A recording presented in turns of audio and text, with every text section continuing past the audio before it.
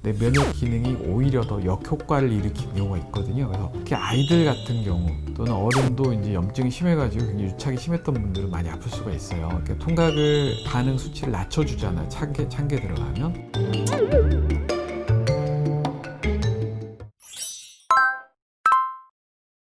안녕하세요. 우리 집에 의사가 산다. 심우진 원장입니다.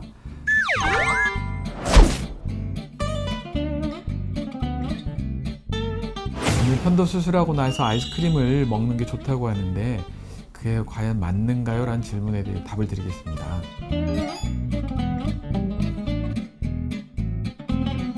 편도 수술을 하고 나면 편도를 떼는 부분이 거기가 이제 비잖아요.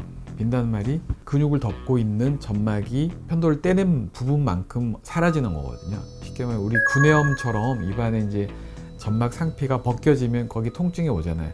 그게 굉장히 넓은 부위가 생기는 거죠. 한쪽당 자기 엄지손가락 정도 크기, 거나 좀 더 크거나 작거나 그렇게 되는데, 수술 끝나고 나면 진통제를 놓으니까 생각보다는 그렇게 많이 아프지는 않은데, 특히 아이들 같은 경우 또는 어른도 이제 염증이 심해가지고 굉장히 유착이 심했던 분들은 많이 아플 수가 있어요. 이럴 때 이제 병원에 주는 진통제 말고 이제 내가 엄마가 아이가 아픈데 또는 이제 남편이 부인이 아픈데 뭘 좀 해주고 싶다.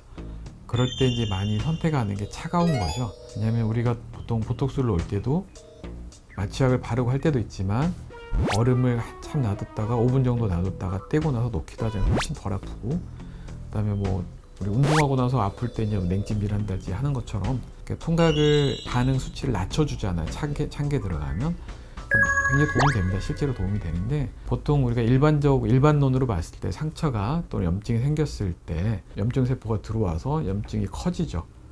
보통 우리가 사이토카인 스톰이라는 얘기 들어보셨겠지만은 면역 기능이 오히려 더 역효과를 일으키는 경우가 있거든요. 그래서 그걸 방지하기 위해서 염증을 이제 제어하려고 들어온 이 혈관을 타고 들어오니까 혈관을 찬 걸 이용해서 줄이는 거죠. 그럼 이제 붓기가 많이 빠지죠. 그래서 수술 첫날은 냉찜질 많이 하잖아요. 다치고 나서도.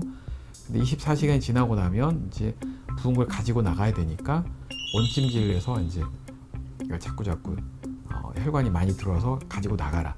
이런 식으로 많이 이제 이해를 하시면 쉬울 수가 있어요. 그래서 찬 걸 드시면은 넘어갈 때 좀 덜 아프니까 침 삼킬 때도 편하고 괜찮긴 해요.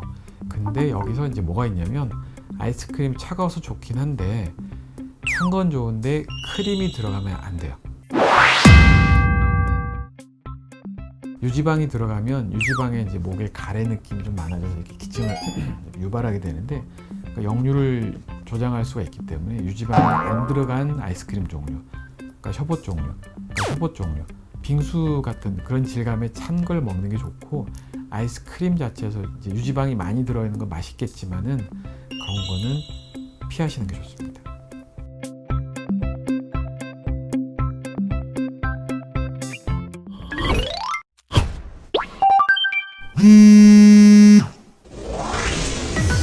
그래서 질문의 답은, 결론은 뭐냐면 아이스크림은 아니고요.